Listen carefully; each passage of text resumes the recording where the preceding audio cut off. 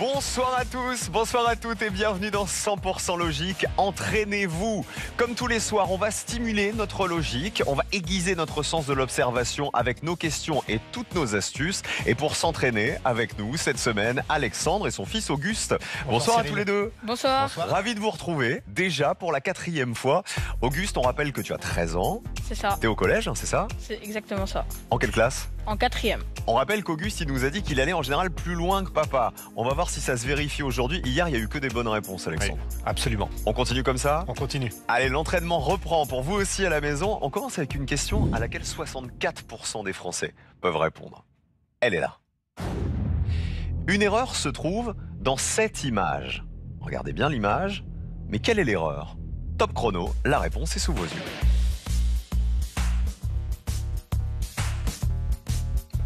Une erreur se trouve dans cette image. Laquelle?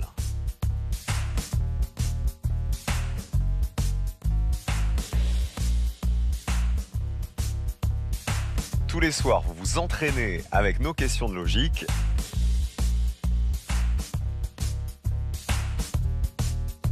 Dernière seconde. Auguste, à ton avis? Alors à mon avis, c'est que on dit que le temps est clair et dégagé, mais pourtant on nous montre une image de soleil, ce qui n'est pas très cohérent. Ah, tu crois que c'est ça? Papa? Non, moi je pense que ce qui pose problème, c'est qu'il n'y a que 30 jours au mois d'avril et non pas 31. Eh ben c'est Alexandre qui a raison, c'était la date l'erreur. Le 31 avril n'existe pas, c'est un mois de 30 jours. Après la petite icône du soleil, ça c'était pas très grave. En tout cas, bravo Alexandre, avantage pour vous pour l'instant. À la maison, peut-être que vous aviez d'ailleurs la même explication et la même logique qu'Auguste. Une question à laquelle 40% des Français peuvent répondre. Auguste, maintenant. La voici. Regardez attentivement ce feu d'artifice. Par quel trio de fusées a-t-il été déclenché? Les fusées A, B, C ou D? Top chrono, la réponse est sous vos yeux.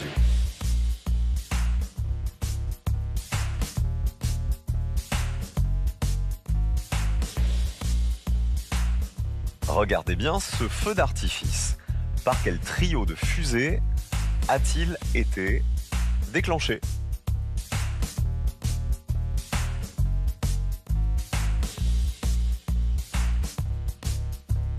Moins d'un Français sur deux peut répondre à cette question. Auguste. Alors à mon avis, c'est la réponse C, parce qu'on voit que la corde bleue est très longue et que c'est la dernière à exploser.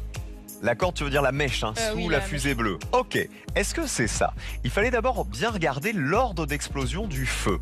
D'après ce qu'on voit sur cette image, c'est le bleu qui avait explosé en premier, puisqu'on voit déjà qu'il est tout éparpillé. Ensuite, il y a le vert et en dernier le rouge, puisque le rouge, il n'a pas vraiment encore explosé. Donc il fallait bien regarder les mèches dans les propositions juste à côté. Le A, par exemple, la réponse A, la mèche de la fusée verte, elle n'est pas allumée. Donc ça peut pas marcher, elle pourra jamais exploser. La réponse D, en regardant la taille des mèches, on voit que l'ordre d'explosion des fusées serait bleu, rouge, vert. Ça marche pas, parce que nous on veut bleu, vert, rouge. La C, la mèche rouge, c'est la plus courte. La fusée rouge, elle devrait donc exploser en premier. Or, sur le feu d'artifice, elle explose en dernier. Il faut donc que cette mèche soit la plus longue. Et c'est le cas sur la réponse B. C'était donc la B, la bonne réponse. C'est pas grave, Auguste, tu vas te rattraper maintenant. Ouais. Mais d'abord, il est l'heure de jouer pour vous tous à la maison. Et attention, demain, dès la fin de l'émission, l'un ou l'une d'entre vous va gagner 10 000 euros.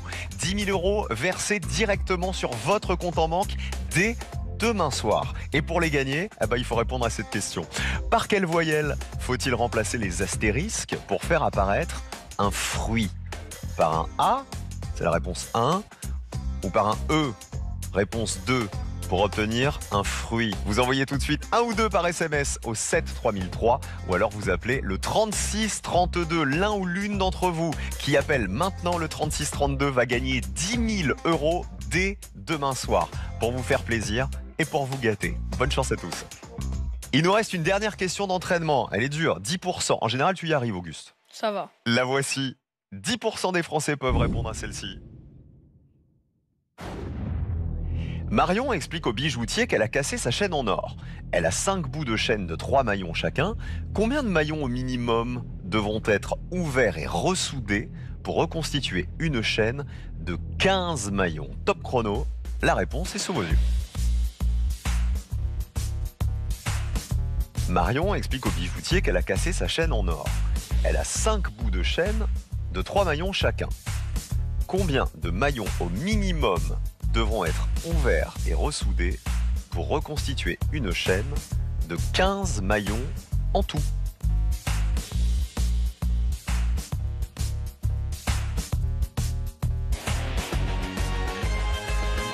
Pas évidente celle-ci, hein. Alexandre. Je dirais 5. Ok, et toi, Auguste? Moi, je dirais 10. 10 face à 5. Qui a la bonne réponse?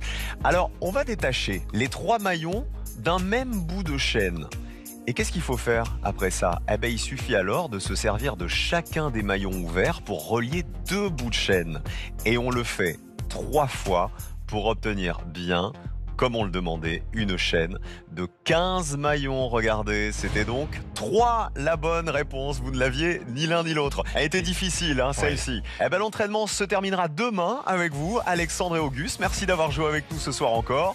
À la maison, vous pouvez continuer à jouer sur France.tv. Rendez-vous demain pour 100% logique. Entraînez-vous. Et dès midi, pour Tout le monde veut prendre sa place. Bonne soirée sur France 2. À demain.